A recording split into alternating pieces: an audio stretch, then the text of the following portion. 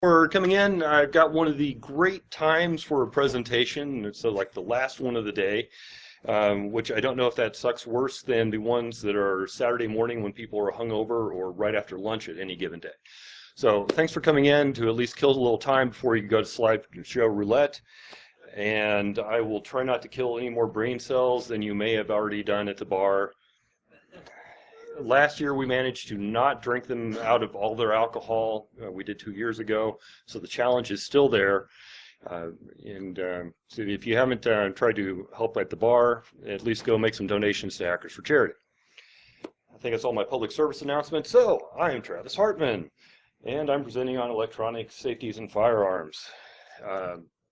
So I always have to avoid any statements or claims. I may own or build multiple firearms. I'm not a spokesperson for any company. Yes, I have equipment from Craze and whatever else that I work with, so just bizarre stuff. Anything I'm talking about in terms of electronic safeties, they may not be appropriate for all users in all situations. That's something that a lot of the industry has had arguments, debates, name calling about, because they say, well, in this one situation or whatever else, then absolutely I don't want it. Well, fine, let's get to the point where maybe you have an option to have it at some point. There we go. One thing I have learned is that you have to have ponies or something, and this is the closest thing I can come up with a pony and a firearm. So I have now checked that. I do have 3 pony slides throughout the presentation because there was a 3 pony minimum. I don't know. Take it up with Dave. So, smart guns. If you watch any movies, the 80s, the 90s, last decade, you've probably seen some sort of smart guns. Anybody see Judge Dredd with Stallone? And the lawbringer, the lawgiver, and he's like talking, grenade, full auto, double whammy. Okay, that's when I heard smart guns. Oh, that's pretty cool.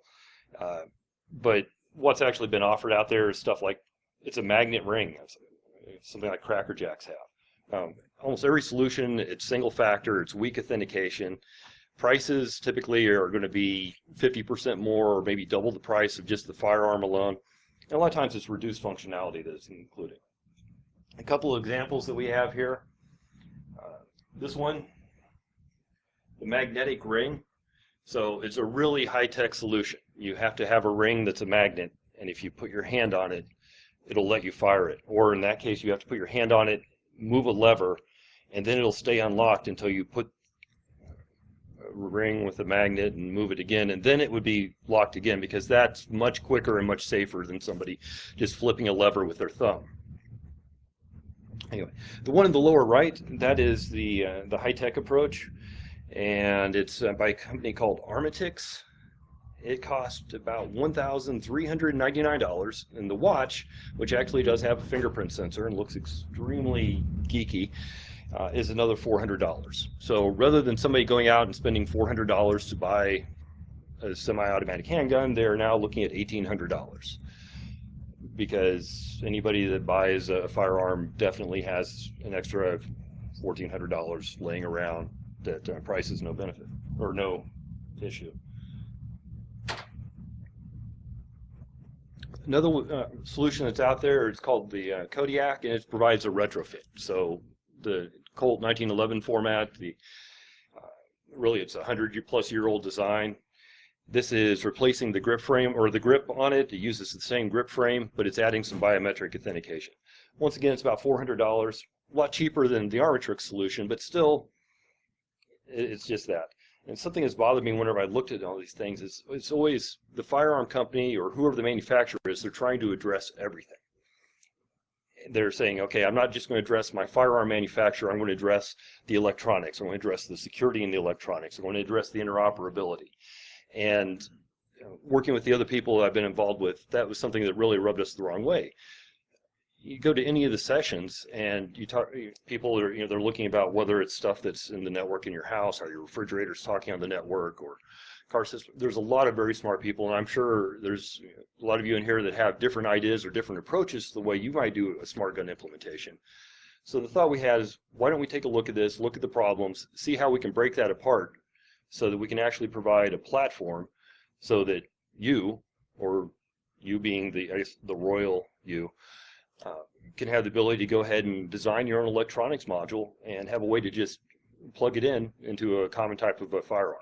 So I'll get to how we're going to do that. One of the issues out there, and the biggest thing that's been stopping smart gun adoption in the U.S. has been the New Jersey law.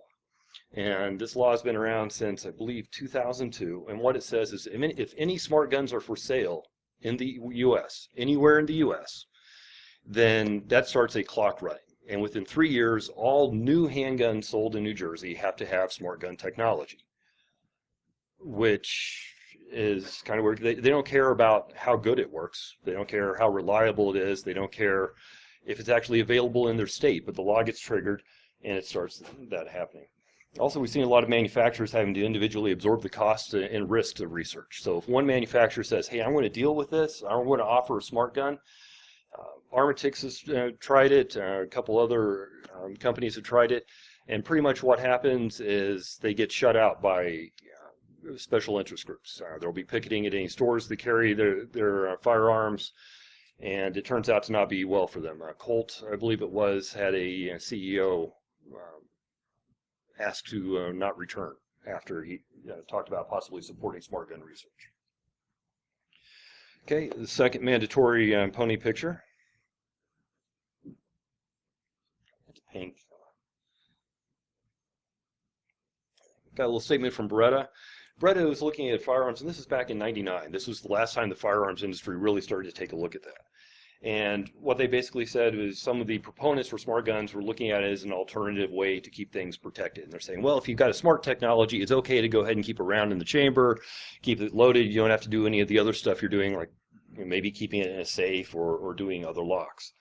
So that was an issue. And so, 99, 15 years ago, that was when they last looked at it and said, it's just not there. Well, I think miniaturization, the state of technology has advanced a little bit since Windows ME, although I know organizations still using Wins. And so why don't we take a look at what we can do with that? Has anybody in here heard of the Smart Tech Foundation? Okay, cricket. So there is an angel investor and advocate for gun reform named Ron Conway. He is the main backer of the Smart Tech Foundation. They've awarded $1 million in grants to foster innovation or foster new things that are going to be happening out there with smart guns. The first one, they had the competition earlier this year. There's been one grant that's been announced. There's been a bunch of the sorry you weren't selected notifications that went out.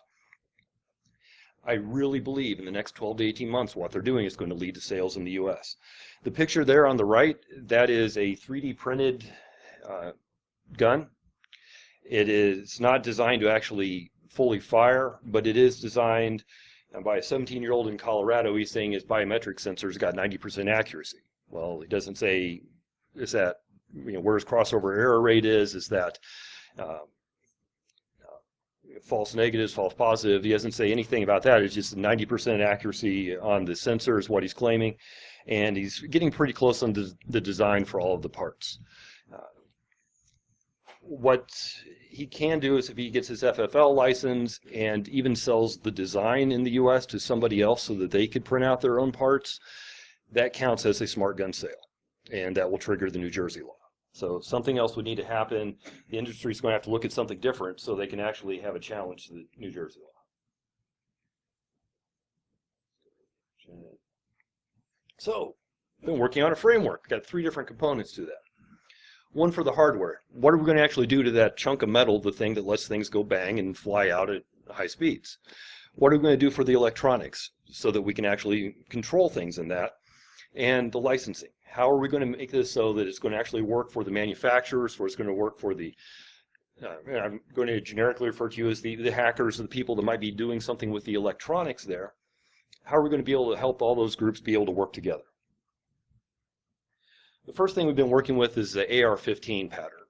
So everybody has seen, I'm sure, an AR-15 or an M16 or something. It's the scary black gun. But the big piece, the part with the serial number, is the lower receiver. And that is the part that is regulated. That's why you have to have the go through the background check when you go buy a new one. But a nice thing about that is it also has these, it's the pistol grip, which in and of itself isn't terribly scary, but it does have some extra space. So it's hollow in there, there's not any moving parts, and that's going to give us a place where we can actually put electronics. And as we continue to work on getting things smaller, but it's a lot of free play area. And so if people are saying, I want to be as a hobbyist, go out there and interface with what's going to happen in the rest of the firearm, why don't I take something that's got the most space and be able to work with that rather than start with something that's really tight like a semi-automatic pistol. Some of the things we need to have a servo or a solenoid. Most likely it's going to be a latching solenoid. It needs to be able to interact with the disconnect, the trigger or safety or some other component in there that actually prevents it from firing. And since we're not designing firearms, but we have to be able to transfer the dimensions that we've come up with to other manufacturers. So we have reference points based off the standard mil-spec design, as well as the pistol grips. The grips will have to be slightly redesigned. If you go up to the people working in the makerspace upstairs, they'll say something like this will take them about 4 hours to print out, depending on the complexity. But most of what they're printing isn't going to have the structural strength to be able to handle the little bit of impact it's going to get from the recoil. So they said you'll have to print it, then you'll have to make a small mold, then you'll have to be able to cast that. All stuff you can do at home, but it's going to take a few hours, probably a couple days time or a weekend time. All right. Anybody in here taking the time to cut an AR in half? Oh, okay.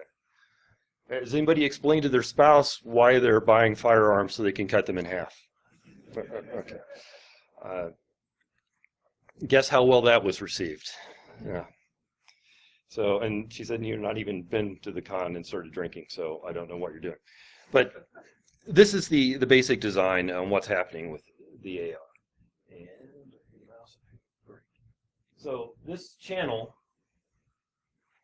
the long channel you're seeing right there, that is where there is a bolt that goes from the grip area into the lower receiver.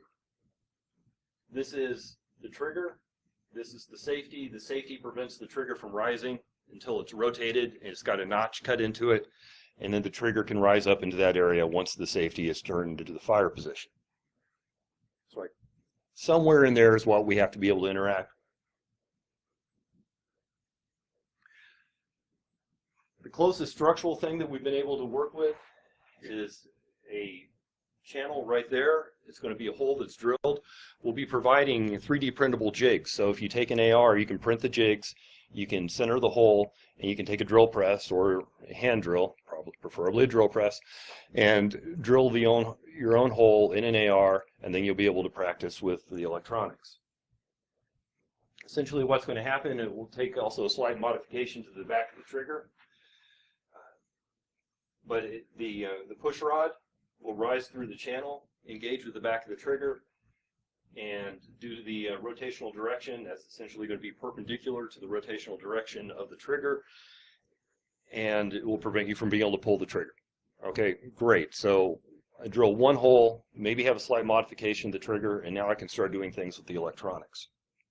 We will pass those dimensions over to any manufacturer that wants to use them, because I can't give out the entire AR lower receiver dimensions. The ATF says that would be disseminating or selling a firearm. It comes in the international trafficking and arms regulations get triggered with that one, and I really don't want to get my house raided. So what we will do is provide the jigs, so if you want to modify your own and work with it, great. If you're a manufacturer, we will provide the dimensional specifications so that you can do the offsets and incorporate it into your own milling designs. So looking at the PCB, typically designing the printed circuit boards, it's got a steep learning curve. Doing it in small volumes is expensive. We'll provide that information, but most likely we're going to provide a reference board as well. So you'll have some ability to take, the reference board will be looking at probably an Arduino, and that way you can have something that's fairly easy to work with. It's not the most power efficient way to do it, but nobody's having to learn assembly language that way. And I was told I'd get bonus points if we have the make a jab at a CISSP, so I've included that one in there. Onward. Great.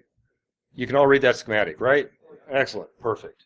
So what we're going to do is we're going to take that's what we've got a lot of the initial design with. But anyway, we take that, run it through another package. That lets us lay out the circuit board, what has to go where on the circuit board. Don't worry, we'll get stuff on the website. You'll have access to it. Or you can just look at pretty colors. But you're able to look at the different components there. Right now, this one is about 0.7 inches wide, 1¼ inches tall. Spaces for LED indicators, so you can have it indicate it's locked, it's not locked. I like having 2 colors flashing, whichever. Room for the microcontroller, voltage regulator, and then the battery and the servo. Most likely, it's going to be an Arduino Pro 3.3 volts that's going to be used. One question we have, and this is something I'm really happy with where technology is now. The power, and that's been a big pain in the ass as we've been trying to figure out how to do this. In general, if somebody's saying, well, I'm going to have a firearm or a police officer in the vehicle, they've got their service rifle, and nobody wants to go say, okay, at the end of the day, what do you have to do? I have to go home, I have to plug in my phone, I have to go plug in my rifle so that I can unlock it tomorrow. And because then I'm sure it'll start being all those other things like, damn, where did I leave the rifle? Is it in the couch cushions? It's 3 a.m. I try and answer the rifle. It's just bad things that happen with that. So that's a real concern. But with the wireless charging, and there's definitely been some advances with that. So if it gets to where they can say, using the police officer example, when they put it in the vehicle, if it's charging right next to the handle, and it doesn't actually have to have physical contact, but it's charging the surface charging, awesome, cool. Maybe somebody in their gun safe, when they put the rifle away, it keeps it charged. And because you're not running this with the processor at full load all the time, you're going to get a few days battery life out of it. If you're using something other than the Arduino where you're actually dealing with a different microprocessor, you can get a lot more battery life. It's going to just take some more time to figure out in the programming.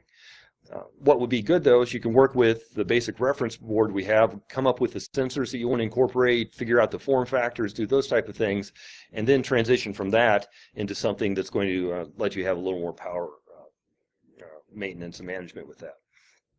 If anybody's not familiar with the CR123 Alpha, I know somebody is, a man with a beard, excellent.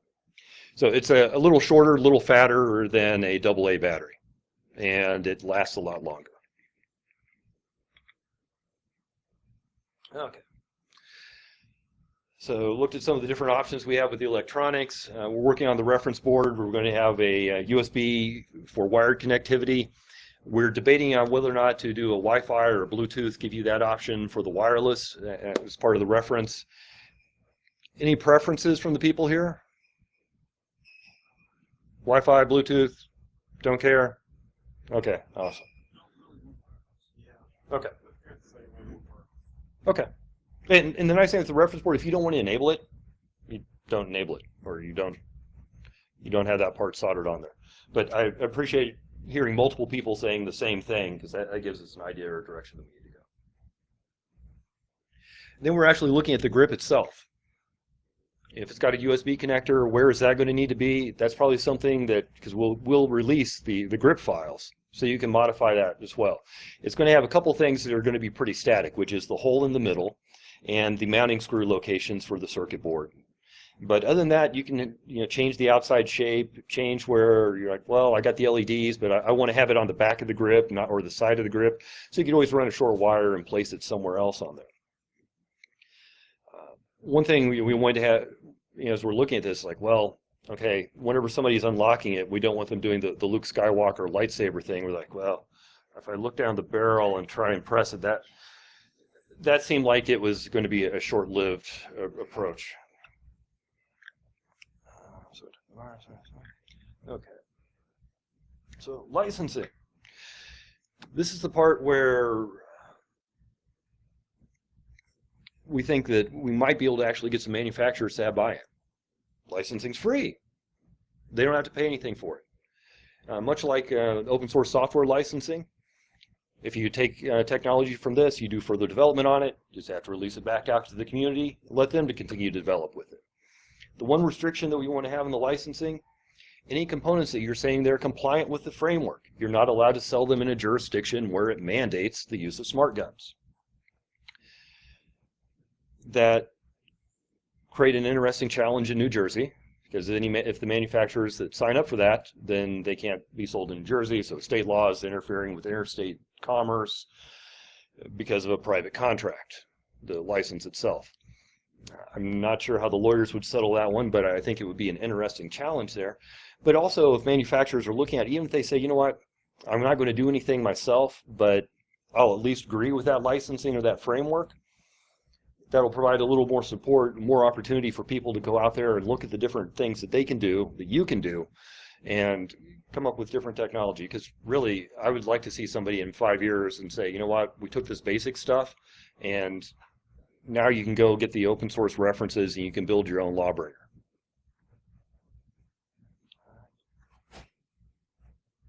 So future goals, want to continue to refine the components. We're pretty close, you saw from the CAD files, on what needs to happen with that. I hope within the next few weeks we can get a grip reference design. We're still working on exactly how we want to have the layout of the PCB. I would guess that a reference PCB in small run is going to be in the $150 range, including the components populated. At least that's a target right now. So we're looking at doing that, not making any profit on it, but being able to get it out there for people to actually muck with, because mucking with things is a very good term to use with firearms. If anybody's a lawyer, has a friend that's a lawyer, or would like to be a lawyer, we're looking for help with getting the licensing wording in there. We've got some legal support on that, but everything we'll be doing, it's been self-funded. It's been us in our spare time, and even our legal support, it's been people that have been volunteering. So any additional stuff you can do with that, that would be awesome.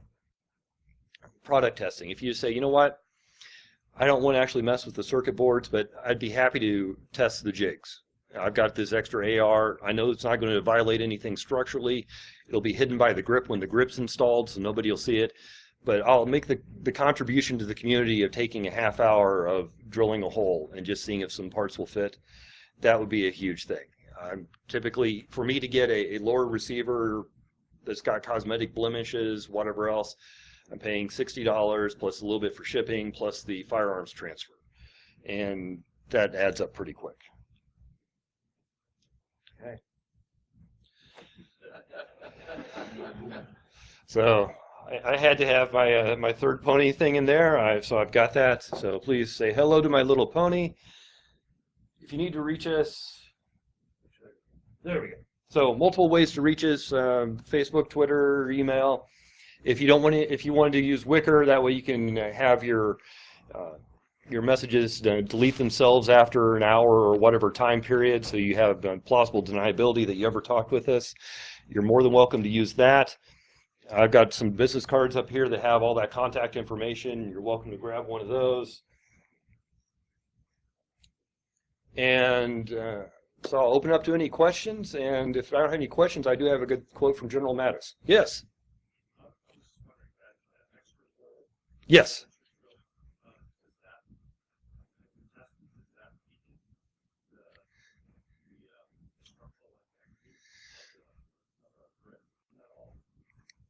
So the grip itself, no. Of the aluminum of the lower receiver, the way it's positioned, the answer is it's not supposed to. And so my engineer, who's designed several lowers or done custom ones for a few different companies, he's assured me that that's going to keep everything there. As with anything else, when the engineer tells you it's completely safe and it's going to work, I'd love somebody, some people besides me, to field test it. Yeah, and you know what? If you're in North Carolina, I live in North Carolina. I would even take one of my lower receivers after I get the hole drilled in it and say, here, go put it together, go shoot it at the range, smack it around, do whatever you would normally do with it to see what happens.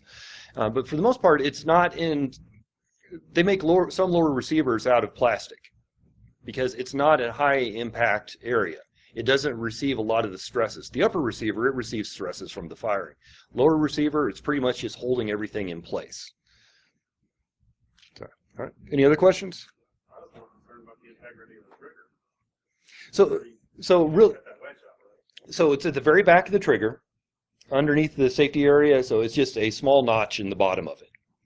And the only thing that would be weakened is if, like, you're a 900-pound gorilla and you're still trying to squeeze it up into the safety area. But the angle of the hole is perpendicular to the curving path of the rotation of the trigger. And so that creates a shear force between the pin and the trigger itself. The pin should not be able to shear because of the way the wall is reinforcing it.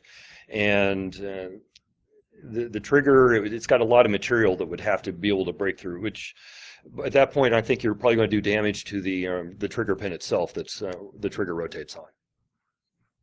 And the blue shirt with the Spartan there.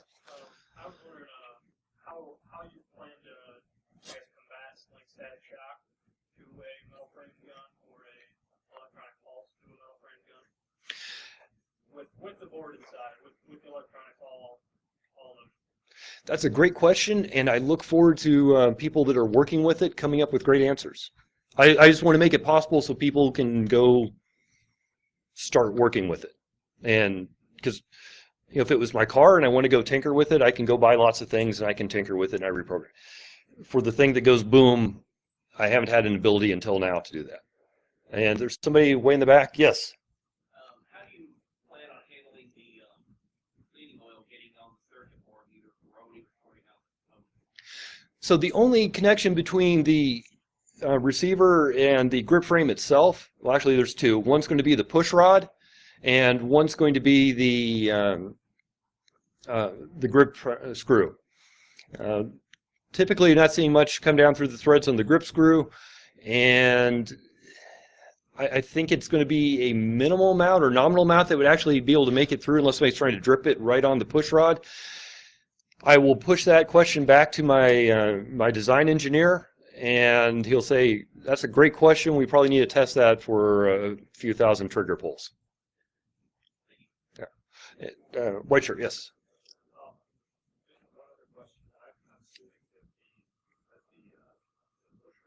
Yes.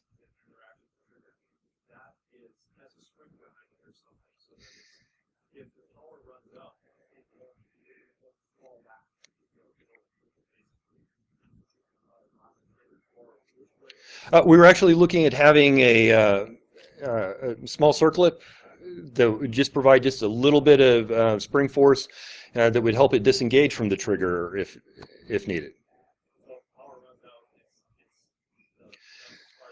Well, it would make it easier to disengage, but by looking at either a servo or a latching solenoid, unless it gets power applied to it, it's not going to move from either position. So if you have it unlocked and the battery died, it would tend to stay in the unlocked position.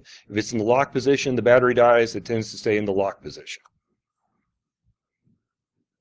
And that was one of the things that between the electronics guy and the CAD arguments being back and forth, like how do we do this? Make sure we, do we have to have a cam somewhere, or we, the sheer strength of the pin, so that if it was just a direct line movement for everything, with a solenoid that's not powered, most of them you can go ahead and push the rod either direction.